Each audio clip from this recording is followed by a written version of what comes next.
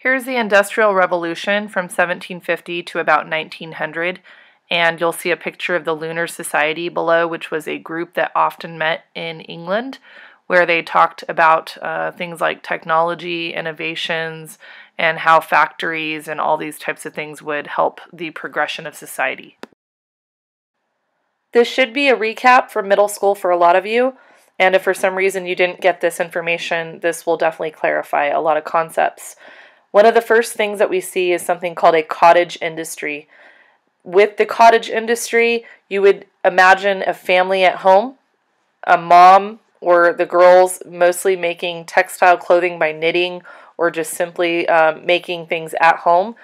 It was ineffective because you could not keep up with the demand. So for example, if one winter got super cold, you couldn't make as many sweaters as you possibly could with such things like a factory. So of course the factory system is going to replace the cottage industry, also known as the putting out system. And also the question you have to ask yourself is, why was England the first place to start the Industrial Revolution? You'll see that there's an abundance in coal, and with this coal it's going to replace firewood. And so you'll see coal being used to power up factories and machines and things like that. Major industrial cities will start to emerge, places like Liverpool and Manchester. And yes, for you soccer fans, those are two major soccer teams today. Also, England is an island country, so there's lots of seaways, and they have a really strong navy, so they have access to lots of port cities, and they're able to go and move their ships around to sell all these textiles. You'll also see that because of this, England will become extremely wealthy, and with that wealth, you'll see lots of people creating businesses, and there will be lots of entrepreneurs investing all kinds of money into new businesses, and England is going to be a powerhouse.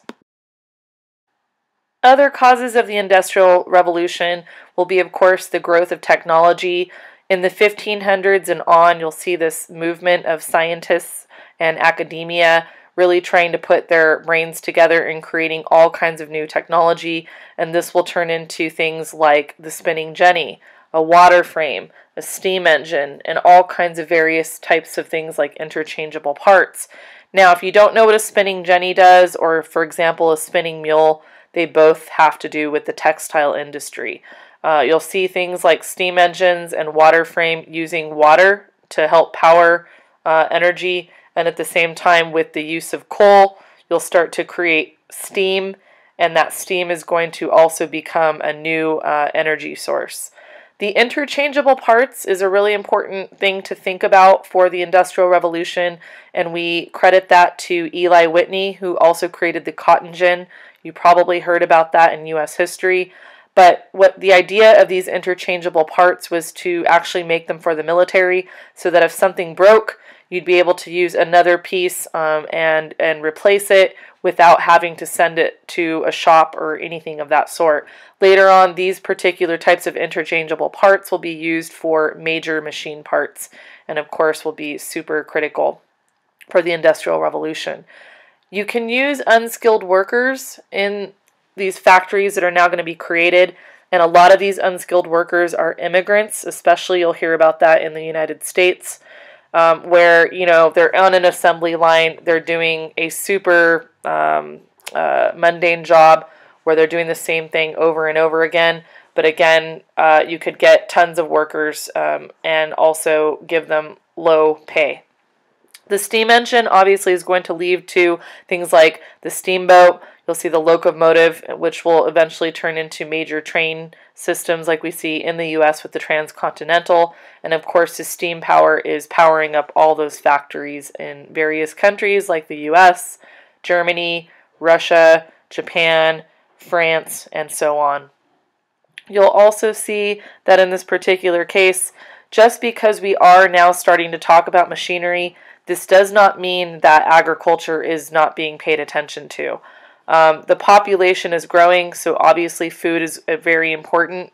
And at the same time, the Columbian Exchange offered things like potatoes and corn in Europe, so the population is going to skyrocket. Animals are also going to benefit from this, becoming more healthy and larger. And at the same time, with a larger population, you have to have better medical care. So we'll see advancements in medicine, and the life expectancy of people will definitely last longer. Although if we were to look at today's standards, you would still think that they were not living as long. Here's some picture of some land with some fences. This is known as the Enclosure Movement. This took place in England and will start to catch on to other countries as well. The idea is that there were no fences before the Industrial Revolution, and during this time you're going to see people start to really pay attention to the division of their lands, and also that they respected the people that bought the lands. And so in this particular case, some of these farmers lost their lands because of this movement and will end up having to move to the cities, which will lead to a larger workforce in the cities. And again, this big change will start to happen from rural life, which means country life, and transitioning into the city where things are very busy. And at the same time, the city was not exactly one of the safest places to be during this time. When you talk about the Industrial Revolution, major cities start to come into play. Manchester, England has lots of various case studies involving child labor, pollution in the air, the polluted water that happened as an effect of city life, and overcrowding, tenements, that type of stuff. So if you ever have to take a course on the Industrial Revolution, you will definitely talk about these types of things in Manchester. Industrial Revolution will start to really spread to other countries. You'll hear France and Germany try it out, although they're going to have a difficult time. Keep in mind that France had dealt with a major revolution.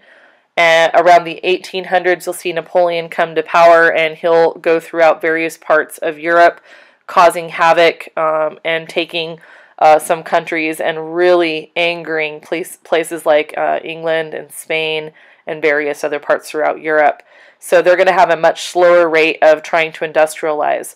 You'll see that the U.S. will take off running.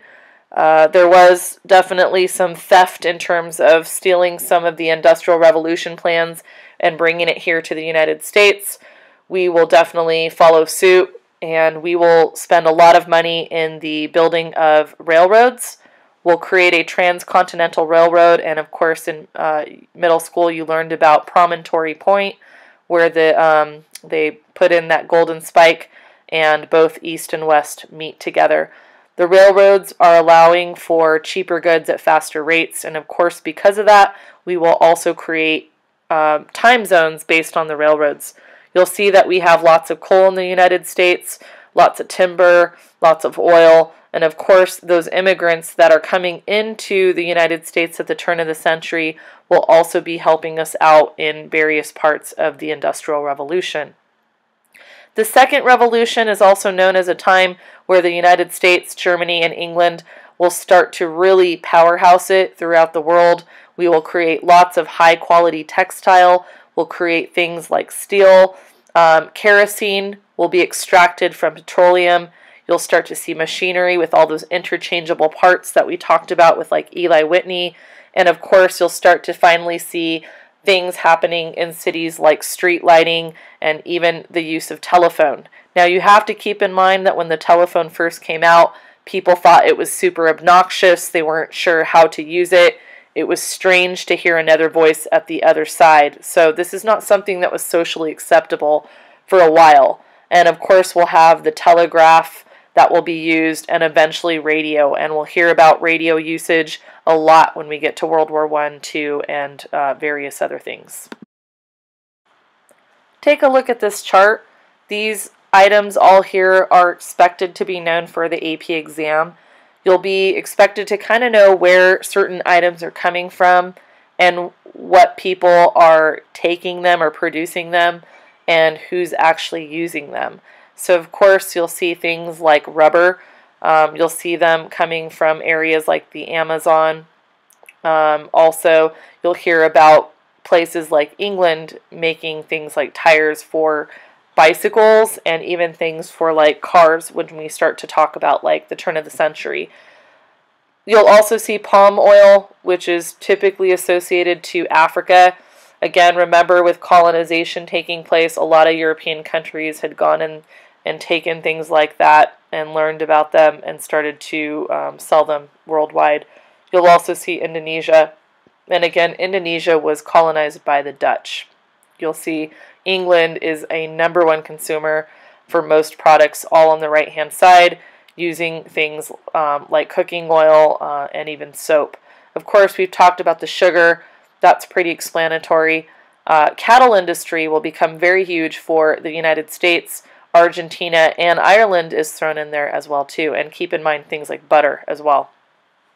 Cotton, the United States will definitely have a stronghold in that. And England will go ahead and also create really beautiful textiles.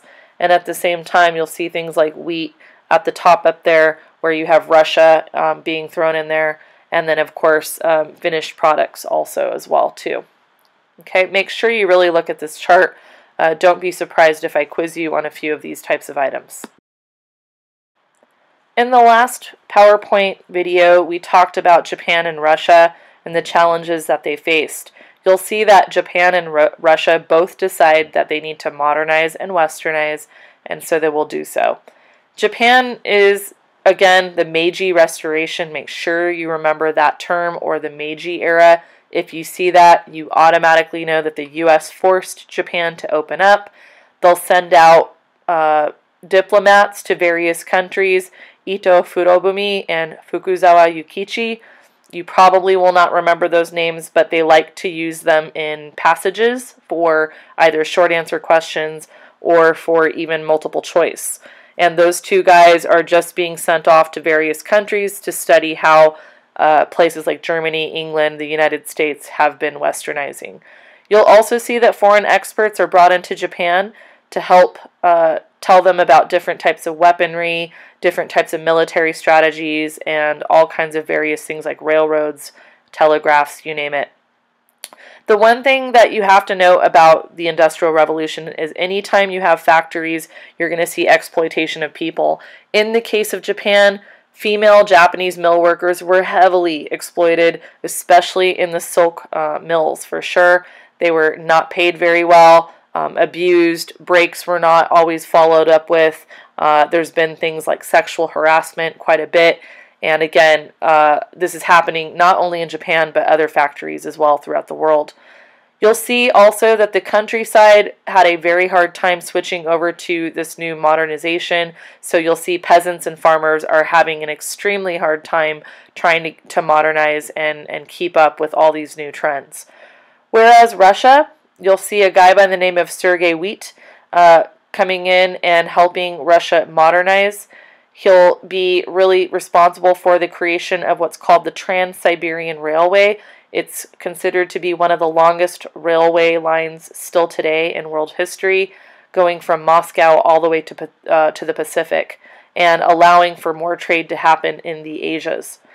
You'll also see Russia will become a forerunner now in areas such as coal industry, iron, and steel, eventually becoming the 4th largest producer of steel in the world. You'll hear the increasing of steel with Vladimir Lenin later on, and also Joseph Stalin. And again, most Russian people during this time are still farmers. So again, it's going to take a while for that change of farmers and peasants to really kind of speed up with everything that's going on in the world at that time.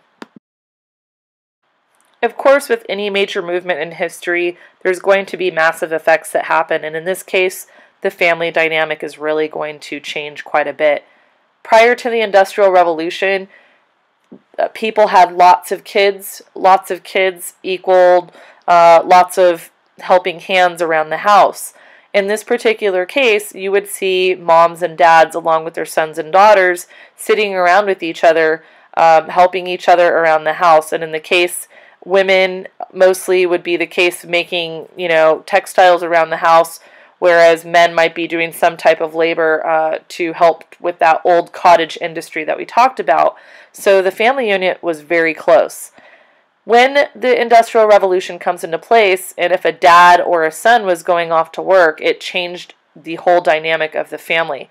And so families were now broken apart. It wasn't strange, too, if you were in a really poor family to send your daughter off to work. And again, families really worried about the abuses or how a girl or a woman would be treated in a work setting. It wasn't common to have women working in a workplace such as so. So keep in mind this was a really big change. At the same time, breaks were not regulated. If you had to use a restroom, you couldn't just go freely.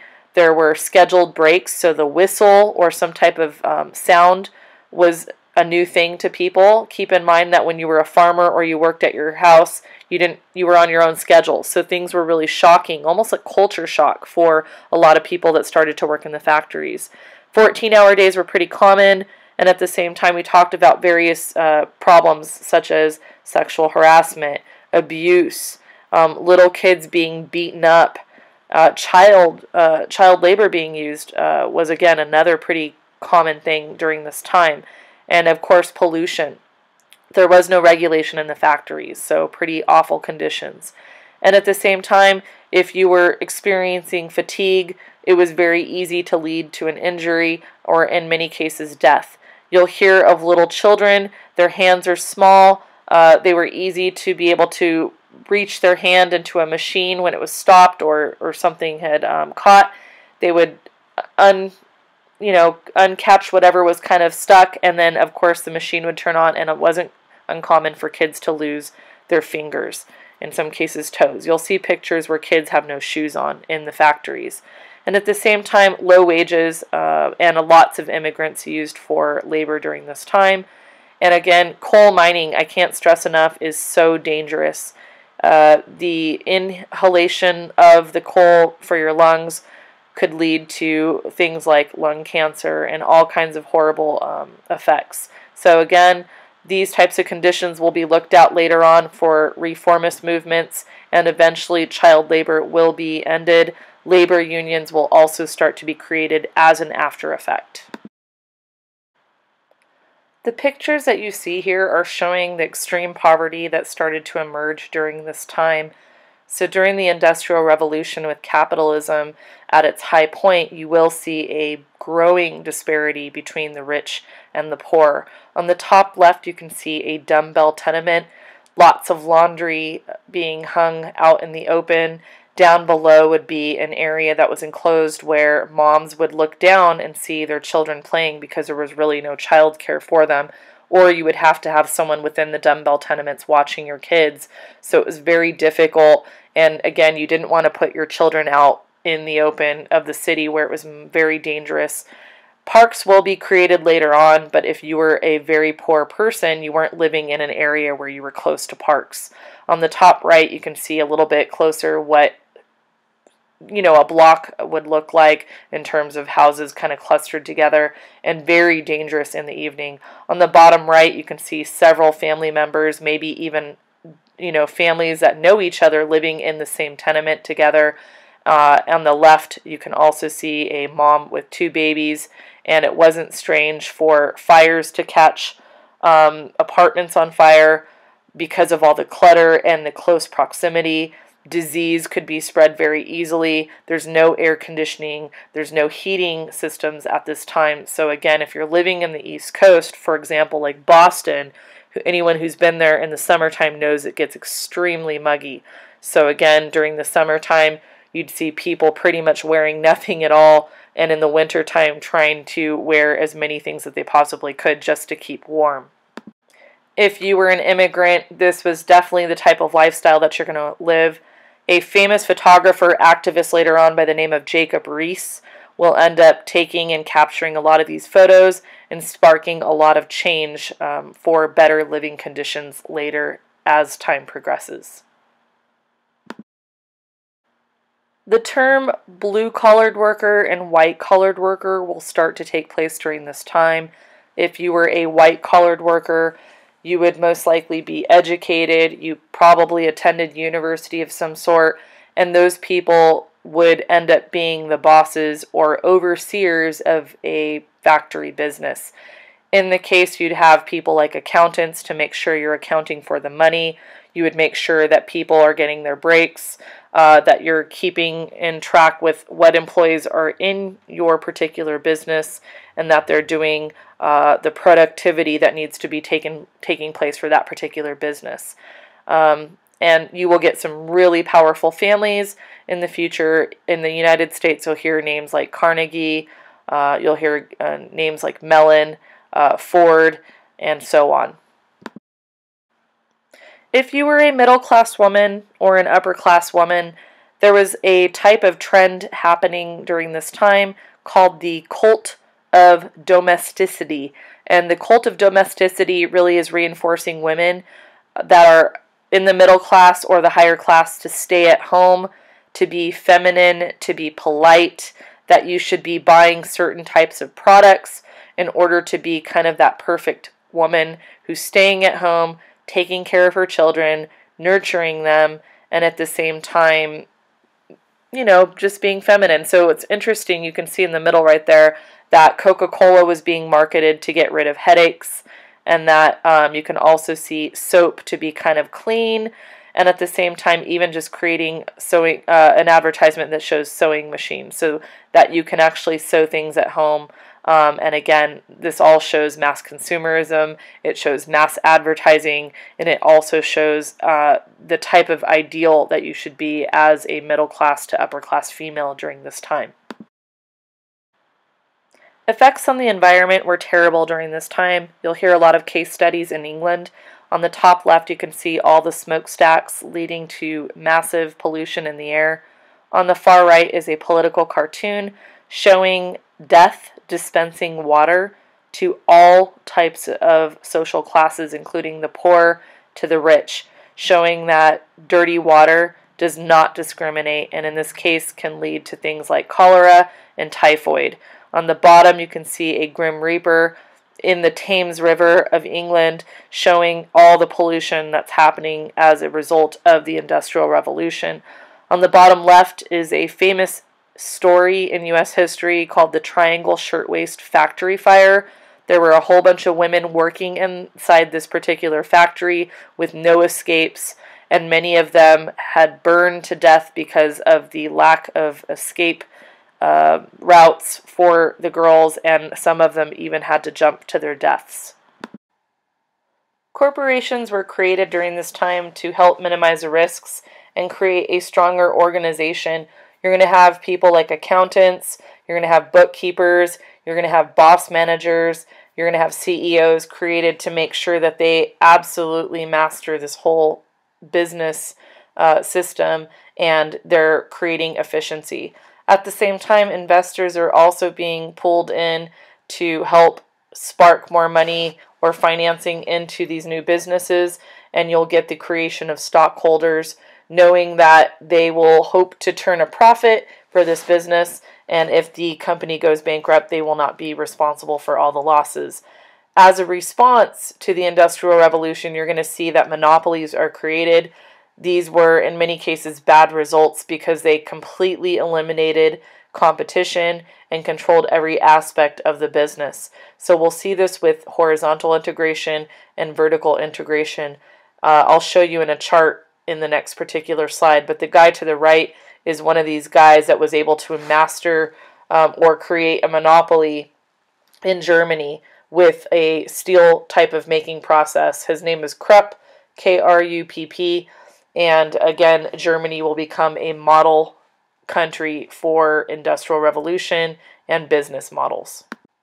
Always with monopolies, it's easier to show you what this looks like in a chart as opposed to explaining it. So on the left-hand side is a type of monopoly called vertical integration. You'll see in this particular case it's the cattle industry. What they'll do is they'll create or buy out every single type of business that's associated to making meat. So you can see the slaughterhouse is purchased, you can see the cows are purchased, the cooling warehouses, every single thing that would be needed in order to master that cattle business or factory is purchased so that you eliminate all competition and that everybody has to buy it from you. On the right-hand side, you're looking at an oil company. To make it a little bit easier for you to understand with horizontal integration, what you do is imagine in the front right up there with all those little factories. Instead, let's pretend that those are gas companies. So on one side you see Shell, another one you see Mobil, another one you see United Oil, and another one you might see like AM/PM gas. And what happens is you buy out all those particular competitors, and then it equals that particular oil company. And so that's another type of way of monopolizing. Many of you have played Monopoly, and you guys know that in order to make money on that particular game, you buy out all the properties of a certain color, and then you start putting houses and eventually turn those into mansions. And anytime someone lands on your property, you can charge them whatever you want. And so again, eventually governments will regulate those, and so that monopolies will no longer exist. And today, this is a very reason why you see lots of different cell phone companies.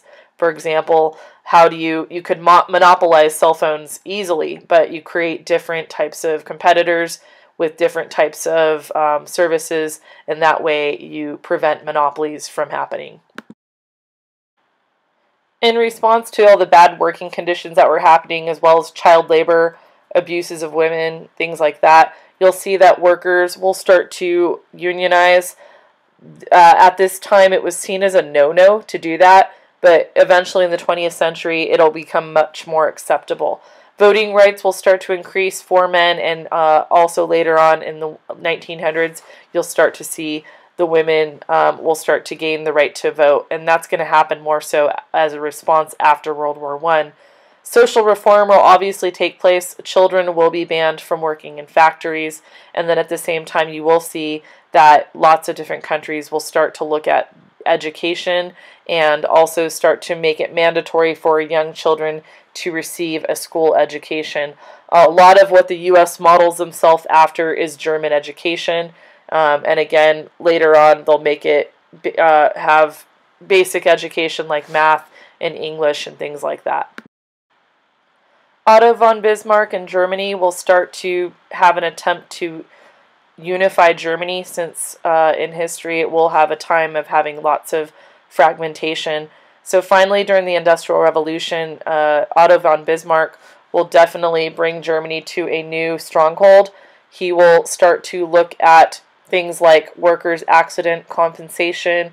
We'll look at people that are aging in the work industry and create pensions for them so that they can live out retirement, and at the same time things like unemployment insurance. So because of these types of new reforms, you will see that many other countries around the world will start to do the same thing. This will also show how Germany will become a major stronghold in the future with World War I and World War II. You'll see that copper, gold, diamonds, and guano are being traded quite a bit. Amongst this list right here, the one that a lot of you will not know about too much is guano. Guano is used as fertilizer, and it's bat droppings, and it has lots of nitrogen in it, which is really important for the replenishing of nutrients for the soil. The middle areas are the people that are producing it, and at the same time on the far right are the people who are using it. So you can see, for example, diamonds are still being extracted from Africa, which is still a continuity today. Same thing you'll see with gold, but now that we have South America added into it, and at the same time you see copper in various places like Australia and even New Zealand as well. And keep in mind that those two places have been colonized by England a long time ago. So again, these types of items are also being traded on a large scale at this point in time. The last one for today is a chart. This is really important to make sure that you study. These are the repercussions of what happened because of the Industrial Revolution. Each person right here or concept is extremely important that you study it. It's highlighted in yellow to make sure that you remember the big ideas for each one. Adam Smith, again, wrote something called The Wealth of Nations. Heavily supported capitalism, talks about this concept of what's called the invisible hand, where government should not interfere with businesses. And by that idea is that without the government regulation, this business can create the most it can in terms of their own interests. John Stuart Mill, his type of thinking is going to lead to what we call liberalism.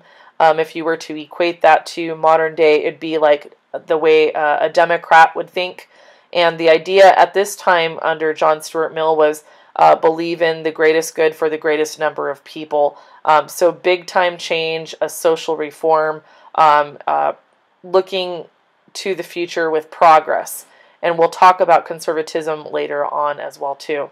Utopian socialism, the idea that, again, capitalism should not be trusted, that there could be certain societies that could be created or factories, communities that could be created in which everything is kind of owned by the workers on behalf of the people and they all kind of run it, but that the realization comes in that you may have to have some government regulation.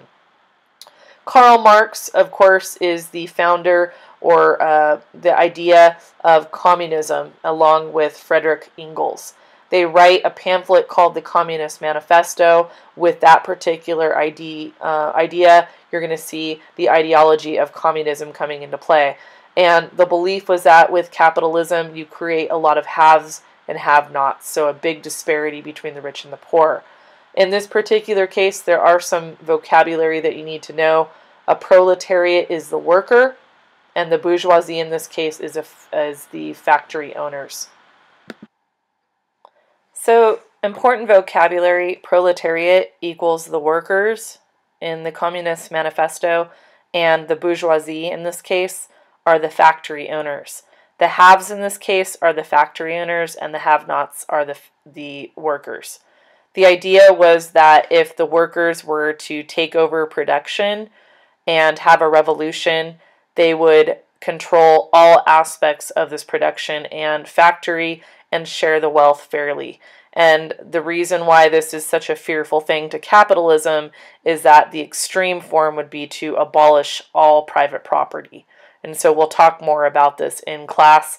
This is an important concept to understand. Again, thanks for listening. If you took notes or jotted things down, much appreciated. Just make sure you look over the charts a lot more and study through your review books for AP World History, and hope you have a great break.